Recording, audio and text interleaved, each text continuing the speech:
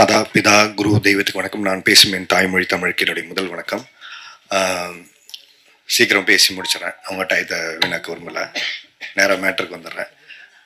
முதல்ல இப்படி ஒரு விழாவுக்கு படத்தில் நடித்தவங்க இன்னைக்கு அந்த விழாவில் வந்து கலந்துக்கிறதே ரொம்ப கஷ்டமான ஒரு சூழல் இருக்கிற நேரத்தில் இவ்வளவு நேரம் பொறுமையாக இந்த விழா அழைப்புதலை ஏற்று யார் படம் யார் நடிச்சிருக்கா அப்படிங்கிறதெல்லாம் இல்லாமல் ஒரு ஃபோன் காலுக்கு மதித்து இங்கே வந்து இவ்வளவு நேரம் வெயிட் பண்ண ஒவ்வொருத்தருமே பாதம் தொட்டு என்னுடைய வணக்கத்தை சொல்லிக்கிறேன். முதல்ல யாரோ படம் எடுக்கிறாங்க, யாரோ ரிலீஸ் பண்றாங்க, யாரோ நடிக்கிறாங்க, இதுல நமக்கு என்ன இருக்குங்கிறது இல்லாம ஒரு நல்ல சினிமா எடுக்கிறவங்களுக்கு பின்னாடி பக்கத்துல நிக்கணும் அப்படிங்கிற ஒரு விஷயம்.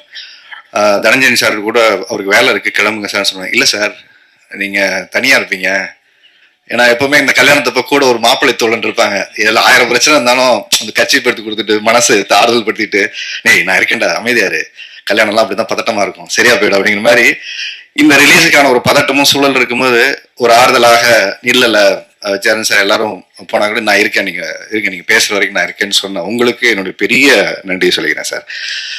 அதுக்கப்புறம் இங்க வந்த ஒவ்வொருத்தருமே, பரத்தா இருக்கட்டும், ரொம்ப ஷார்ட் நோட்டீஸ்ல பிளான் பண்ணி இதுக்கு ப்ராப்பரா யார் ரிலீஸ் பண்ணணும், யாரு வாங்கிக்கிறது, இதெல்லாம் ஒரு பிரச்சனை இருக்கு. இன்னைக்கு யார் வரணும் யார் பண்ணணும்னு இது எதையுமே எதிர்பார்க்காம இந்த மேடைக்கு கூப்பிட்டோடனே வந்த பரத், அவருக்கு முதல்ல நன்றி.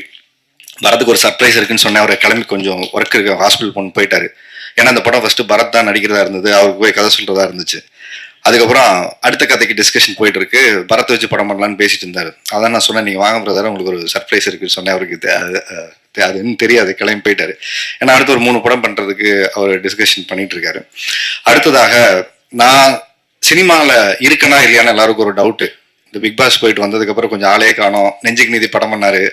அப்புறம் மக்கள் கிட்ட எனக்கு என்ன தெரியும் அப்படிங்கிறது ஒவ்வொரு நேரமும் எனக்கு தெரியறது இல்லை, ஆனா என்னை சுத்தி இருக்கிறவங்களுக்கு மற்றவங்களுக்கு தெரியும். அப்படி எனக்கு என்ன தெரியும், என்னால என்ன முடியுங்கிறத நம்பி இன்னைக்கு ஒவ்வொரு வாய்ப்பை கொடுத்த என்னுடைய ஒவ்வொரு தயாரிப்பாளருக்கும், ஒவ்வொரு இயக்குனருக்கும், ஒவ்வொரு டெக்னீஷியனுக்குமே இந்த நேரத்துல நான் அவங்களுடைய பாதம் தொட்டு நன்றி சொல்லிக்கிறேன். அதுக்கு அடுத்ததாக எனக்கு பிக் பாஸுக்கு அப்புறம் எனக்கு ஒரு பெரிய வாய்ப்பை ஏற்படுத்தி கொடுத்த வாத்தமிழாவுடைய producer Cheers entertainment, Cheers music, அவங்க அபி மேம்க்கு அண்ட் செல்வா சாருக்கு ஒரு பெரிய நன்றியை சொல்லிக்கிறேன். எனக்கு வெளியில நான் ஷூட்டிங் போறேன், எல்லா ஊர்களுக்கு போறேன், எல்லா இடங்கள்லையும் அவங்க சொல்ற ஃபர்ஸ்ட் விஷயம் நெடுஞ்சாலை சார், மாயா சார், அடுத்து வந்து பிக் பாஸ் சார், அடுத்து இப்ப போய் சேர்ந்துருக்கிறது வந்து சார் உங்க வாத்தமிழ நல்லா இருக்கு சார், அந்த ஷோ பயங்கரமா பேசுறீங்க சார், அது நல்லா பண்றீங்க சார், நிறைய நல்ல நல்ல விஷயங்கள் நாங்க லைஃப்ல என்ன பேசுறோமோ அதை அப்படி ரிஃப்ளெக்ட் பண்ணுங்க சார், அதை விடாம பண்ணுங்க சார்ன்னு சொல்லும்போது ஒரு எளிவனுடைய குரலாக அந்த ஒரு ஷோ இன்னைக்கு உயிர்ப்போடு இருக்குன்னா, இப்படிப்பட்ட ஒரு ப்ரொடியூசர் பணத்தை பார்க்காம மக்களுக்கு கொண்டு போய் சேர்க்கக்கூடிய ஒரு ஷோவா இன்னைக்கு மாறி இருக்கு சக்சஸ்ஃபுல்லா. அவங்க என்கிட்ட ஒரு ப்ராமிஸ் பண்ணாங்க, நான் உள்ள வரும்போது, நான் உள்ள வேணான்னு சொல்றதுக்காக தான் உள்ள போனேன். நமக்கு இது எப்படி இவ்வளவு நேரம் பண்ண முடியும், நமக்கு நடிக்க தெரியும், அங்க போய் ஷோ எப்படி ஹேண்டில் பண்ண பழக்கம் இல்லை. இல்ல உன்னால முடியும், ஃபர்ஸ்ட் உன்னை யாரும் எனக்கு தெரியாது, அப்புறம் சொன்னாங்க நீ அப்படி இப்படிலாம் சொன்னாங்க, நீ இப்ப பயங்கரமா பேசுவேன், பிக் பாஸ்ல அப்படி பேசு இப்படி பேசுனா, எப்படி பேசுறியோ எனக்கு தெரியாது, கொஞ்சம் ஆராய்ச்சி பண்ண, நீ எவ்வளவு அடிச்சாலும் தாங்குற ஆளா இருக்கு, அதனால தைரியமா இந்த ஷோ பண்ண கரெக்டான ஆள் நீங்க தான். 2-3 பேர் ஷார்ட் லிஸ்ட் பண்ணோம், அதனால கரெக்டான ஆடு நீ தான், நீ வா அப்படின்னு சொல்லி உள்ள தூக்கி போட்டாங்க. ஸோ அவங்க ஒரு ப்ராமிஸ் பண்ணாங்க, 1 வருஷம் அந்த ஷோ வந்து பல கிடைச்சிட்டு நீங்க பண்ணுங்க, அது ஒரு இடத்துக்கு போய் சேரும் அப்படின்னு சொன்னாங்க. அதே மாதிரி 1 வருஷம் அந்த ஷோ முடிஞ்சு லாஸ்ட் ஒரு ஃபியூ வீக்ஸ் மேக்ஸ் டிஆர்பியில் இது வரைக்கும் கலைஞர் டிவிலே ஹையஸ்ட் டிஆர்பி வந்து ஒரு ஷோ வந்து ஹிட் ஆச்சு. அதாவது பக்திமான் மனைவியிடம் மாட்டிய கணவர்கள் அப்படிங்கிற அந்த ஷோ வந்து ஆல்மோஸ்ட் 1 பாயிண்ட்டுக்கு மேலே டிஆர்பி வந்து ஒரு பெரிய சக்ஸஸ்ஃபுல்லாக அது இருந்துச்சு. கலைஞர் டிவின்னு கூப்பிட்டு எல்லாருமே பாராட்டினாங்க, மேம் எல்லாருமே பாராட்டினாங்க. இதை ஏன் சொல்றேன்னா, இதுக்கப்புறம் ஷோ பண்றாரு, டிவிக்கு போயிட்டாரு, படங்களும் பண்றாரா ஒண்ணுமே தெரியல, ஆனா ஆள் மட்டும் ஷூட்டிங் போயிட்டே இருக்காரு அப்படின்னு சொல்லிட்டு. ஏன்னா நிறைய இடைப்பட்ட காலத்துல மற்றவங்க ஆடியோ லான்ச்சுக்கு வர்றது அதிகமாயிடுச்சு. நான் ஏன் ஆடியோ லான்ச்சுக்கு நானே வர்றது கொஞ்ச நாளுக்கு அப்புறம், சில வருஷங்களுக்கு அப்புறம் இப்பதான் வரேன். அப்படிப்பட்ட ஒரு வாய்ப்பு ஏற்படுத்தி கொடுத்த என்னுடைய தயாரிப்பாளருக்கு நான் நன்றி சொல்லணும். தயாரிக்கிறது வந்து முக்கியமா தயாரிப்பாளருக்கு ஏன் நான் நன்றி சொல்லணும் அப்படின்னா, இந்த படம் பண்ணதுக்கு சூரி எனக்கு ரொம்ப நண்பர், லக்ஷ்மண் எல்லாருமே எனக்கு ஃப்ரெண்ட், ஏற்கனவே படம் பண்ணியிருக்கோம். இது ரொம்ப கொஞ்சம் எனக்கு கோவம் இருக்கு, எனக்கு எமோஷன்ஸ் இருக்கு, இப்போ இதெல்லாம் நான் இங்கே எதுவுமே உங்கள்கிட்ட காட்ட விரும்பல. ஏன்னா நிறைய அவமானங்களை தாண்டி தான் ஒவ்வொரு கலைஞர்களுமே இந்த சினிமாவுக்கு வராங்க. அவமானப்படாத யாருமே வந்து வர முடியாது.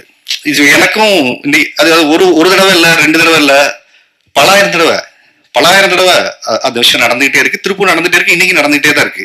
இது எனக்கு மட்டும் இல்ல, சினிமாவை நேசிக்கிற ஒவ்வொருத்தருக்குமே நடந்துட்டு இருக்குது. இது எனக்கு மட்டும் புதுசாலாம் இல்லை. அது சுந்தர் சாருக்கு நடக்குது, எனக்கு நடக்குது, மற்ற கலைஞர்களுக்கு எல்லாருக்குமே நடக்குது.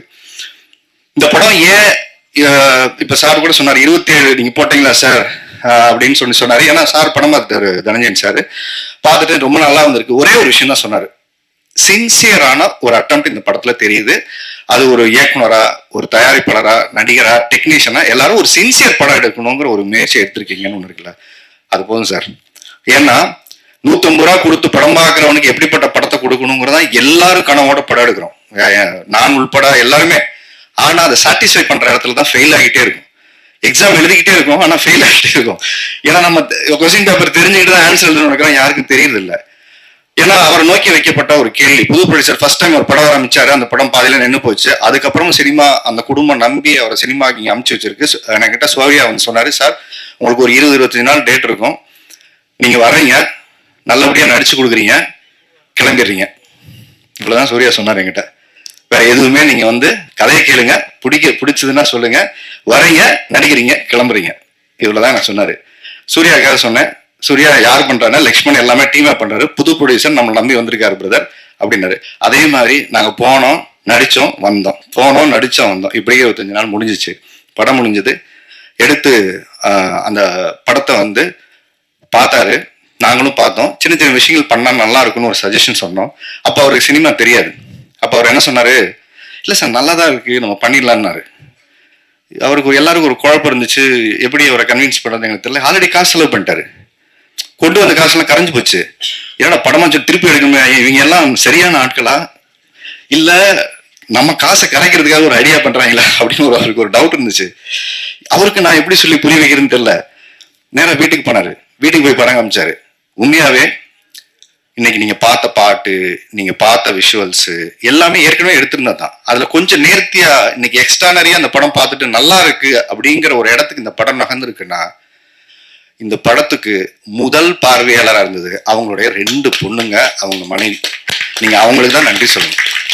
இந்த படம் சிறந்த படமாக இன்னைக்கு வந்திருக்கிறதுக்கு மிக முக்கியமான காரணம், படம் எடுத்துட்டீங்க, இவ்வளவு காசை போட்டு ஒரு நல்ல படம் எடுக்க வேண்டியதானே, அது என்னன்னு பாத்துக்கலாம் போங்க அப்படின்னு அந்த பிள்ளைங்க சொன்ன அந்த தைரியம், தன்னம்பிக்கை தான் வந்துட்டு அப்படி இப்படி சுறுசுறுப்பா வந்தாரு. சார் அது என்னமோ சொன்னீங்களே சார், வாங்க சார் அதெல்லாம் கொஞ்சம் என்ன பேசலாம், டிஸ்கஸ் பண்ணிக்கலாம். இல்லைன்னா அவர் அடுத்த வாரமே ரிலீஸ் பண்ணிடலான்ட்டாரு. நான் அடுத்த படத்துக்கு போறேன் சார், இதுல விட்டெல்லாம் நான் அதுல பிடிச்சிக்கிறேன்னாரு.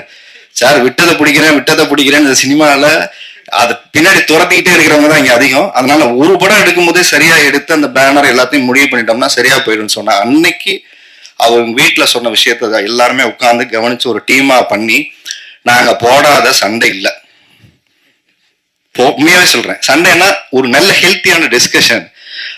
அவர் ரொம்ப இன்னசென்ட். இவர் எவ்வளவு இன்னசென்ட்னு கேட்டீங்கன்னா, உள்ளுக்குள்ள ரத்த கொதிப்பு பாட்டு கேட்டிருப்பீங்கல்ல, அப்படி இருப்பார் உள்ளுக்குள்ள. இவர் ஒண்ணு என்ன சார் நடக்குது, இல்ல சார் பாவம் அவர் ஏதோ கொஞ்சம் பேசிட்டு இருக்காரு, யார்கிட்டயோ போன்ல பேசிட்டு கொஞ்சம் ரிலாக்ஸ்டா இருக்காரு. அவர் ரத்த கொதிப்பா இவர் இவ்வளவுதான் டீல் பண்ணுவாரு. ஏன்னா அவங்க 2 பேரும் லவ் பண்ற மாதிரி தான். அவரு அங்க டென்ஷன் ஆவாரு, பேசுவாரு, இவரு கிட்ட எந்த விதமான கூலா இருப்பாரு, தண்ணி மாதிரி. அது எது ஊத்தினாலும் அணைஞ்சிடும். அதனால சுந்தர் சார் வேலை செய்யறது ரொம்ப ஈஸி. ரொம்ப ரொம்ப ஸ்வீட் ஆக்சுவலா. அவர் கோவப்பட்டு நீங்க பார்க்கவே முடியாது. அதிகபட்ச கோவம் விடுங்க சார், இதுதான் அதிகபட்ச கோவம். அதை மீறி அவர் எதுக்குமே ரியாக்ட் பண்ண மாட்டாரு. அப்படிப்பட்ட ஒரு மனிதர் ஒரு படம் பண்ணி இன்னைக்கு இவ்வளவு பேருக்கு ஒரு வாய்ப்பை ஏற்பை கொடுத்த இன்னும் விஷயத்தை தாண்டி இன்னொரு விஷயம் சொல்றேன் சார்.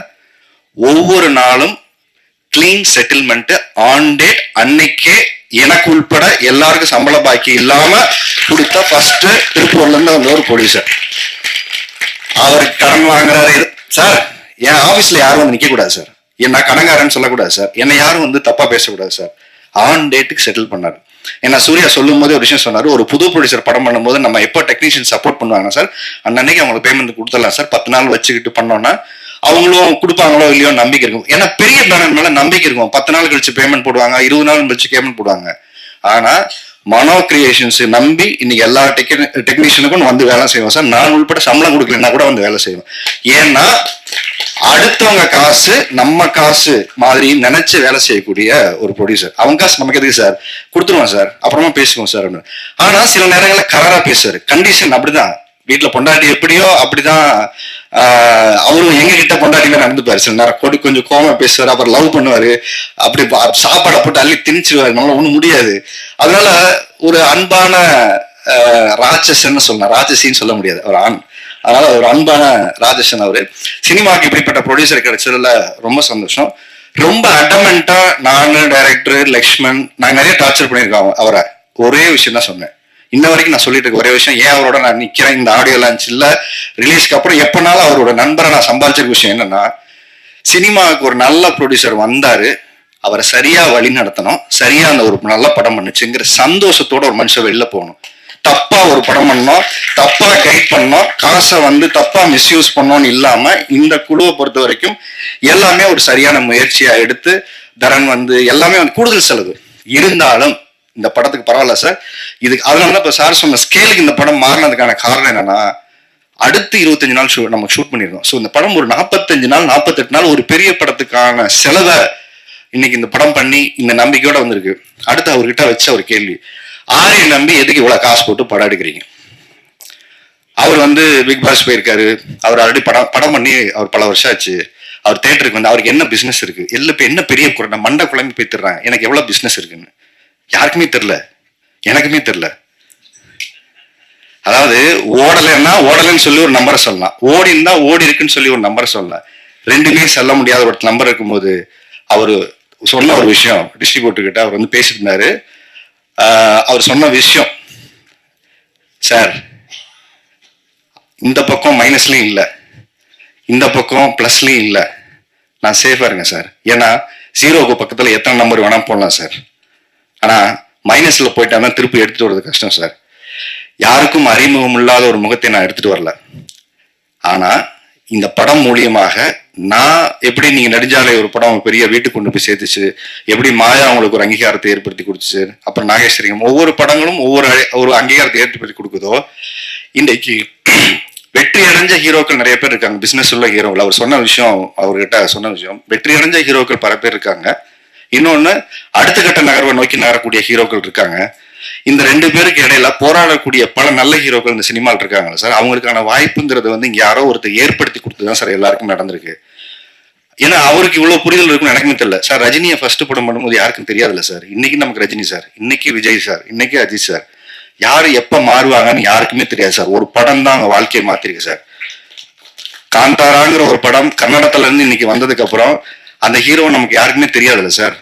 ஃபர்ஸ்ட் படம் பண்ணும்போது தெரியாது. எந்த நம்பிக்கையில் அவங்களுக்கு 30 கோடி போட்டு காசு எடுத்தாங்க, அந்த நம்பிக்கை ஏன் சார் நமக்கு இருக்க மாட்டேங்குது அப்படிங்கிற அந்த கேள்விய, அதே லவ் டுடே படமா இருக்கட்டும், இவர் சொன்ன உதாரணம் சொன்னது. அப்போ யாரையோ நம்பி யாரையோ காசு போட்டாதான் சார் இந்த படம் ஜெயிக்க முடியும். அப்படி யாரையோ நம்பி போடுறதுக்கு நான் உங்களை நம்பி காசு போட்டேன் சார், கட்டாயம் இந்த படம் எனக்கு கரை சேர்க்கும் சார். அதனால நான் கவலைப்படலை சார். அதுக்கப்புறம் இந்த படத்தை கொண்டு போய் சேர்க்கிற ரிலீஸ்ல இருக்கக்கூடிய சிரமங்கள், அவரு எஃப்எம்எஸ் பிசினஸ் இதெல்லாம் பேசும்போது நிறைய சிக்கல்களை தாண்டி எனக்கு தெரிஞ்சு வடிவேல் சொல்ற டைலாக் மாதிரி எவ்வளவு அடிச்சாலும் தாங்கக்கூடிய ஒரு ப்ரொடியூசரா மாறிட்டாரு. குனிகிறாரு, அட்டி இந்த பக்கம் அடிக்கடா, அந்த பக்கம் அடிக்கடா, இப்படி கேக்குறீங்களா அப்படின்னு ஆள் லேட்டாரு. ஸோ ஏன்னா அவருக்கு இங்க தெரியல, முன்னாடி சொல்லும் போது அதுக்கு வந்து அவருக்கு ஃபர்ஸ்ட் எல்லாம் ஃப்ரெஷ்ஷா இருந்துச்சு சார். ஒரு இடத்துல பிசினஸ் பேசும்போது கரெக்டா ஒரு கைட்லைன் போலன்னா சுத்திடும் சார் அப்படிங்கும்போது, இப்ப அவர் நிறைய பேர் சுத்தல வர்றாங்க. இப்ப கொஞ்சம் ட்ரெயின் ஆயிட்டா அவர் எல்லாத்தையும் சுத்தல வர்றாரு. இவ்வளவுதானே படம், வாங்க வாங்க வாங்க பாத்துக்கலாம் அப்படின்ட்டு. அதனால 27 ஃபிக்ஸ் பண்ணிட்டு கூட அதான் சொன்னாரு, இல்ல சார் ஃபிக்ஸ் பண்ணிட்டு அடுத்து 2 மாசம் வந்து நமக்கு லீவு இல்ல சார், எக்ஸாம் வருது, நிறைய பணம் போட்டிருக்கு சார், பண்ணிட்டோம், ஜனநாயகம் தள்ளி போயிடுச்சு சார், இந்த கேப்பை ஃபில் பண்றோமோ இல்லையா சார், நாம தேட்டரை ஃபில் பண்ணுவோம் சார்ன்னு சொன்னார். கேப்பை ஃபில் பண்றதுக்கு நிறைய படம் வரலாம் சார், தேட்டரை ஃபில் பண்ணக்கூடிய ஒரு நல்ல படம் கொடுத்துருவோம் சார் அப்படிங்கிற ஒரு நல்ல முயற்சியோட இந்த படம் எடுக்கப்பட்டிருக்கு. எனக்கு ஆதங்கம், கோபம் இதெல்லாம் சொன்னதுக்கு பின்னாடி என்ன விஷயம்னா, எங்கோ ஒருத்தர் யாரோ ஒருத்தருக்கு வாய்ப்பு கொடுத்தா மட்டும்தான் எல்லாருமே அடுத்த கட்டத்துக்கு நகருவாங்க. இல்லைன்னா அந்த வாய்ப்பு கொடுக்கக்கூடிய ஒவ்வொரு தயாரிப்பாளருக்கும் நம்ம நன்றி உள்ள இதா இருக்கணும். எனக்கு வாய்ப்பு கொடுத்த என்னோட தயாரிப்பாளருக்கு நான் நன்றி உள்ள ஆளா இருக்கணும்னு நினைக்கிறேன். ஏன்னா நான் உதவி இந்த படம் பண்ணோம், ஜெயிக்கணும், அவ்வளவுதான். ஏன்னா நான் 5 கோடி ரூபாய் போட்டு நீ படத்தை பண்றவருக்கு நான் கொடுத்த இந்த சின்ன காசு ஒன்றும் பெரிய காசு கிடையாது. ஆனா நான் காசு கொடுக்குறேன்னு இது என் படத்துக்கு காசு கொடுக்கல, இது நம்ம படம். வாங்க சார், ஒரு பிரச்சனை வரும்போது ஒரு இடத்துக்கு நான் இந்த படத்தை நம்பலைன்னா அப்ப யாரை நம்புவா? எனக்கு ஒரே கேள்விதான் இருந்தது. நானே இந்த படத்தை நம்பல அப்படின்னா நானே போக. அப்ப இந்த சுயநலமா ஒரு இடத்துல இருக்கும்போது என் சம்பளம் எனக்கு கொடுத்துருங்க சார், நான் வாங்கிட்டு போறேன்னு இல்லாம நாம எல்லாம் ஒரு இடத்துல நின்று இந்த படம் பண்ணுங்கிற முடிவோட வந்திருக்கோம்.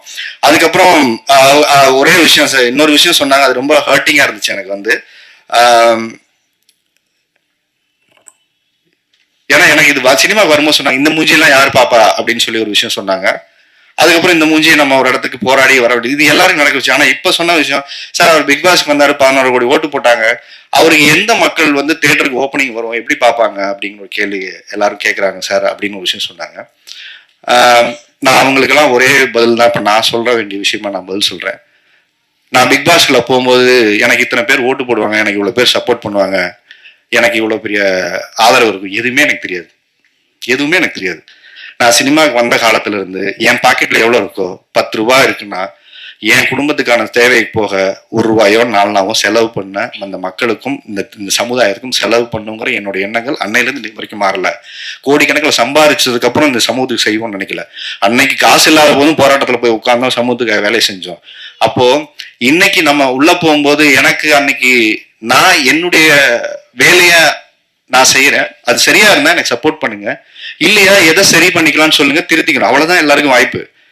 அதனால எல்லாருமே பிறக்கும் போது இங்க யாரும் ஸ்டாரா வந்தெல்லாம் பிறக்கிறது இல்லை. இங்க stars R man not born. இதை முதல்ல நம்ம எல்லாரும் புரிஞ்சுக்கணும். நாளைக்கு நீங்களும் ஸ்டார் தான், அவரும் ஸ்டார் தான், அவரும் ஸ்டார் தான். நாளைக்கு நான் அடுத்த படம் பண்றேன், எனக்கு மாரி சார் உட்காந்துருக்காரு, என்னுடைய கேமராமேன் உட்காந்துருக்காரு, மியூசிக் டைரக்டர் ஹமரா உட்காந்துருக்காரு, பாண்டியன் உட்காந்துருக்காங்க. தேர் நெக்ஸ்ட் ஸ்டார்ஸ், அடுத்த ஜெனரேஷனுக்கான ஸ்டார்ஸ் தான் அவங்க எல்லாருமே. அப்போ எங்கோ ஒரு இடத்துல யாரோ நம்பிக்கையாக கொடுக்குற வாய்ப்பு தான் ஒரு மனிதன் இங்க மாத்துது. அப்போ அவங்க எல்லாருக்கும் இந்த படமாக மூலியமாக நான் சொல்லுகிற ஒரே வாய்ப்பு, என்னை நோக்கி எரிந்த கற்களை எல்லாம் ஒரு பூக்கற்களாக தான் நான் பாக்குறேன். ஏன்னா நான் ஒரு நல்ல படம் கொடுக்கணுங்கிற பொறுப்புணர்ச்சி எனக்கு கொடுக்குறதே தவிர இந்த கோபமே கிடையாது. நல்ல படம் கொடுத்து எடுத்துட்டு வரேன், வாங்க போராடுவோம், மக்களை நோக்கி ஒரு படத்தை கொடுக்கறதுக்கான என்ன முயற்சியோ அதை பண்ணிருக்கோம். அதுல ஏதாவது குறை இருந்தா சொல்லுங்க, அடுத்த படம் திருத்திக்கிறோம், இவ்வளவுதான். இந்த படத்தோட முயற்சியும் அப்படிதான். ஒரு நல்ல படமா எடுத்தாச்சு, எங்க அறிவுக்கு உட்பட்ட ஒரு நல்ல படத்தை எடுத்திருக்கோம், ஒரு தரமான ஒரு படத்தை எடுத்திருக்கோம். மியூசிக் டைரக்டர் அவருடைய உழைப்பை போட்டிருக்காரு, டைரக்டர் போட்டிருக்காரு, கேமராமேன் போட்டிருக்காரு, ஃபைட் மாஸ்டர் போட்டிருக்காரு. இந்த படத்துல என்னைக்கும் நான் செத்துருப்பேன். அது ஆக்சுவலா ஒரு டே நைட்டு 38 hours ஷூட் பண்ணோம். காலையில 6 மணிக்கு முதல் நாள் ஆரம்பிச்சு அப்படியே ஃபுல்லா ஷூட் பண்ணி அப்படியே காலையில 7-8 மணிக்கு போய் அந்த மொட்டை மாடியில அந்த மாடியில வந்து ஒரு ஷாட் இருக்கும் மேல ஏறி. எனக்கு அதான் ஃபுல் நேரம் தூக்கம் இல்லை. மேல போய் நின்றுருக்கோம், முடி போதுன்னு சொன்னாங்க. இவங்க வேணாம் சார் வாங்க சார் போதுன்னாங்க. ஒரு டிரான் ஷாட் மேல இருந்து எடுக்கணும்னு சொல்லிட்டு மேல போய் உட்காந்துக்கிட்டு அந்த இடத்துலயே ட்ரெஸ் மாத்திட்டு மேல 7 மணிக்கு நல்லா பார்த்துங்க அங்கேயே படுத்துக்கிட்டு அங்கேயே மேல போகணும் சார், கீழே போனா லைட் ஆயிடும், ஏன்னா அடுத்து கால் ஷீட் வந்துடும் சொல்லிட்டு அங்க மாத்திட்டு அந்த உச்சியில போய் நிக்கிற ஒரு ஷாட்டு அந்த மேல அந்த இதுல எனக்கு தேசிய லெக்மெண்ட் ஆராய்ச்சி. மேல நின்றுட்டு இருக்கேன், காத்து அடிக்கிறது, ஒரு செகண்ட் அசைஞ்சிட்டேன். அங்கிருந்து அன்னைக்கே கீழே விழுந்துருப்பேன். அன்னைக்குதான் ரியலைஸ் பண்ணேன், சினிமா பேஷனா லவ் பண்ணா நான் இவ்வளவு வெறித்தனமா பண்ணக்கூடாது, நம்ம நம்பி குடும்பம் இருக்குன்னு ஒரு பயத்தை கிரியேட் பண்ண இடம் எனக்கு அந்த இடம். இல்ல அது ஒரு ஷாட் எடுத்துடலாம் சார் வாங்க சார், ஏன்னா இவர் ஃபீல் பண்ணிட்டாரு மேல போகலாம் சார், லேட் ஆச்சு நாளைக்கு எடுத்துக்கலாம். நாங்க ஏன் இதை சொல்றேன்னா, சினிமாவை பேஷனோட வேலை செய்யக்கூடிய எத்தனையோ பேர் இங்க இருக்காங்க. அவங்களுக்கான வாய்ப்பை ஒரு இடத்த கொடுக்கக்கூடிய இயக்குனரும் அதுக்கான ப்ரொடியூசரும் கிடைக்கும் போது சரியா பயன்படுத்திக்கிற ஒரு வாய்ப்பா தான் நான் பாக்குறேன். இப்போ நான் அந்த கோபம் ஆதங்கள்லாம் சொன்ன விஷயத்துக்கு நான் பதில் சொல்றேன் என்னன்னா, சார் எனக்கு ஓட்டு போடும்போது இவ்வளவு பேர் 16 கோடி பேர் ஓட்டு போட்டாங்க சார். யார் ஓட்டு போடுவாங்கன்னு எனக்கு தெரியாது சார். யார் வந்து எனக்கு ஜெயிக்க வைப்பாங்க தெரியாது. எனக்கு கப்ப குத்தி கொடுப்பாங்கன்னு எனக்கு வரல. இன்ன வரைக்கும் இந்த 9வது சீசன் போச்சு, இன்ன வரைக்கும் ஒவ்வொருத்தரும் வந்துகிட்டே இருக்காங்க. எல்லாருக்கும் என்னுடைய பாராட்டுகள், எல்லாருக்கும் வாழ்த்துக்கள். ஆனா ஒரு இடத்துல நான் என்னவா இருந்தேங்கிறதுக்கு தான் எனக்கு ஓட்டு போட்டாங்க. இந்த படம் என்னவா இருக்குன்னு பார்த்தா அதுக்கு நீங்க ஓட்டு போடுங்க. ஆனா முன்னாடியே ஜட்ஜ் பண்ணாதீங்க, இது நல்லா இருக்கு இது நல்லா இல்ல, இவையா வரணும் அவையா வரணும்னு ஏன் கேக்குறீங்க? யார் வேணா அந்த சினிமாவுக்கு வரட்டும். ஒரு பேரியர் ஒரு விஷயமா ஏன் அதை ஒரு இடத்துக்கு இவர் முன்னுக்கு வந்தா என்ன நடந்துற போகுது, அதுல என்னால என்ன நடந்துற போகுது? நான் ஒரே விஷயம் சொல்லுவேன், இருக்கிறவங்ககிட்ட காசு வந்தா இருக்கிற இடத்துல போய் சேரும், இல்லாதவங்கிட்ட காசு வந்தா 100 பேருக்கு போய் சேரும். இது ரொம்ப முக்கியமான விஷயம். இந்த மாதிரி ஒரு ப்ரொடியூசர் நாளைக்கு ஜெயிச்சாருன்னா 100 படம் இல்லாதவங்களுக்கு படம் எடுப்பாரு, 100 பேருக்கு வேலை வாய்ப்பு கொடுப்பாரு. ரொம்ப முக்கியமான விஷயம். இந்த மாதிரி ஒரு ப்ரொடியூசர் ஜெயிச்சாருன்னா 100 பேருக்கு வேலை வாய்ப்பு கொடுப்பாரு. ஏன்னா தன்னம்பிக்கை, சினிமா நல்ல சினிமா எடுத்தா ஓட வைப்பாங்க, நம்பிக்கையை யாரு கொடுப்பா? தனஞ்சயன் வந்து இன்னைக்கு உட்காரணும்னு அவசியமே இல்லை, அவருக்கு நிறைய வேலை இருக்கு. அவர் அப்பவே போறேன்னு சொன்ன போயிருக்கலாம். ஆனா நான் பேசி முடிக்கல சார், அது நல்லா இருக்காது சார், நீங்க பேசி வரீங்க சார் அப்படின்னு சொல்ற விஷயம் இருக்குல்ல, இது போது சார். இந்த மாதிரி மனிதர்கள் இந்த சினிமால சம்பாதிச்சதே ஒரு பெரிய விஷயம் நினைக்கிறேன். அப்போ இப்ப பிக் பாஸ் போகும்போது எந்த எதிர்பார்ப்பும் இல்லாம நான் எப்படி உள்ள போனனோ, இப்போ எலெக்ஷன் டைம் எனக்கு ஓட்டு போட்ட வாக்காளர்கள் நம்பிதான் இந்த படம் எடுத்திருக்கிறேன். அவங்கள நம்பிதான் 27ஆம் தேதி வர்றோம். ஏன்னா சொன்ன வார்த்தை அது ஒண்ணு மாதிரி, சார் அவர் ஓட்டு போட்டவங்க எல்லாம் முடிச்சு வீட்டுக்கு போயிட்டாங்க, அவங்க ஒய்ஃப் ஸ்ரீலங்கனா இருக்கலாம், அவங்க எல்லாம் அப்ப பார்த்தாங்க, இப்பெல்லாம் வந்து அந்த மூஞ்சியை பார்த்து யாரு தேட்டருக்கு வராங்கன்னு பார்க்கலான்னு ஒரு இடத்துல கேள்வியாகவும் கேட்டிருக்காங்க, சேலஞ்சும் பண்ணியிருக்காங்க. இந்த சேலஞ்சை நான் ஒரு இடத்துல என்ன சொல்றேன்னா, நான் நல்ல படம் எடுத்துட்டு வந்து கொடுக்குறேன், பாருங்க, நல்லா இல்லையா விமர்சனம் பண்ணுங்க, திருப்பிக்கிட்டு ஒரு படத்தை எடுத்துக்கிட்டு தான் வரேன். ஓட மாட்டேன் பயந்து எங்கேயும், இந்த சினிமாவிட்ட நான் ஓட மாட்டேன். ஏன்னா 20 வருஷமா இந்த சினிமாவிட்ட என்னைக்கே ஓடி இருக்கணும், நான் என்னைக்கே ஓடி இருக்கணும். நீங்க வைக்கக்கூடிய ஒவ்வொரு விமர்சனங்களையும் அது எது சரியா இருக்கோ எடுத்துக்கிட்டு திருப்ப வரேன். ஸ்ரீலங்கால இருக்கிறவங்க வந்து படம் பாக்குறாங்களா, ஸ்ரீலங்கன் தமிழர்கள் வந்து படம் பாக்குறாங்க, அவங்களெல்லாம் அவங்க பார்த்து ஓட வச்சிருவாங்களா, இல்ல இந்த மூஞ்சியெல்லாம் இங்க பாப்பாங்களாங்கிற விமர்சனம் வைக்கிறீங்கல்ல, படம் பாருங்க, எது நல்லா இருக்குன்னு சொல்லுங்க, நடிப்பு நல்லா சொல்லுங்க, திருத்திக்கிறோம், நல்லபடியா அடுத்த படம் எடுத்துட்டு வரோம். ஆனா யாரு வரணும் யாரு வரக்கூடாது, இவங்களுக்கெல்லாம் இப்படி ஒரு ஒரு படம் எடுத்துட்டு வரனால இவரெல்லாம் ஏன் ஜெயிக்க வைக்கணும், இந்த இடத்துக்கு நம்ம போகவே வேணாம். யார் வேணா இங்க ஜெயிக்கணும் சார், யார் வேணா இங்க வரட்டும் சார். ஒரு நல்ல படம் எடுத்துட்டு வந்தா அதை கொண்டாந்து சேர்க்கறதுக்கான முயற்சியை ஒரு தயாரிப்பாளர் காசு போட்டு படம் பண்ணும்போது அதுக்கு பாராட்டுற விஷயம் இல்லைன்னா கூட அதை நசுக்கிற வேலை இங்க இருக்கக்கூடாது. அதுதான் இங்க தனஞ்சயன் சார் சொன்னாரு. அதனால இந்த படத்தோட கண்டென்ட் தான் பேசணும், நான் அதிகம் பேசக்கூடாதுன்னு நினைச்ச ஒரு விஷயம். குறிப்பாக அவருக்கு நன்றி சொல்றதுக்காக அந்த டைம் எடுத்துக்கிட்டேன். நான் சொல்லி இந்த படத்தை கொண்டு வந்து பிப்ரவரி 27ஆம் தேதி யாரு பொறுப்புல இந்த படத்தை கொடுக்குறேன்னா, நீங்க சொன்ன அதே மக்களுடைய பொறுப்பு கிட்ட தான் இந்த படம் கொடுக்குறேன். ஏன்னா நான் ஒரு வருஷமா ஒரு பொறுப்புள்ள ஒரு ஷோ பண்ணிட்டு இருக்கேன். அதுக்கப்புறம் இவ்வளவு ரெஸ்பான்சிபிலிட்டி உள்ள ஒரு பொறுப்புள்ள ஒரு தகப்பனா, ஒரு பொறுப்புள்ள ஒரு நடிகனா, இந்த சமூகத்தின் மேல் அக்கறையுள்ள ஒரு மனிதனா, நீங்க வேணா என்ன வேணா நினைச்சுக்கோங்க, ஒரு நல்ல படம் எடுத்து வந்து கொடுக்கணுங்கிற முயற்சியோட வந்திருக்கோம். இது நல்லா இருக்கு அப்படின்னா பாராட்டுங்க, சரியா இல்லைன்னா சொல்லுங்க, திருத்திக்கணும். ஸோ பிப்ரவரி 27ஆம் தேதி இந்த படம் ரிலீஸ் ஆகுது. ஒரு நல்ல முயற்சியா, கூட்டு முயற்சியா அந்த படம் வருது, தேட்டருக்கு வருது. எல்லாரும் வந்து பார்த்து, தேட்டர்ல வந்து பார்த்து இந்த படத்தை சப்போர்ட் பண்ணுங்க. இதற்கு பின்னாடி எல்லாரும் சொல்ற ஒரே விஷயம் தான், கிளிஷேவான ஒரு டயலாக். இந்த குடும்ப வாழும், அவர் வாழும், நான் வாழ்னேன், இதெல்லாம் கரெக்ட். ஒரே ஒரு விஷயம் தான், நேர்மையா உழைச்சா, நேர்மையா ஒரு படம் எடுத்துட்டு வந்தா, நீங்க தேட்டருக்கு வந்து நேர்மையா பார்த்து அதை சப்போர்ட் பண்ணுவீங்கிற நம்பிக்கை மட்டும்தான் ஒரு புது ப்ரொடியூசரை கொண்டு வரும், இன்னொரு புது கலைஞர்களை உருவாக்கும். நல்ல சினிமா தமிழ்ல வரலன்னா நீங்க வந்து பார்த்து சப்போர்ட் பண்ணீங்கன்னா கட்டாயம் வரும். அப்படி ஒரு சினிமாவா அதை ஒரு முயற்சி நாங்க நினைச்சு எடுத்திருக்கோம். அது சரியா இருந்தா நீங்க தயவு செஞ்சு வந்து எங்களை எல்லாரையும் சப்போர்ட் பண்ணுங்க. இந்த மாதிரி ஒரு தயாரிப்பாளர் ஜெயிச்சானா எங்களை மாதிரி 100 பேருக்கு வாய்ப்பு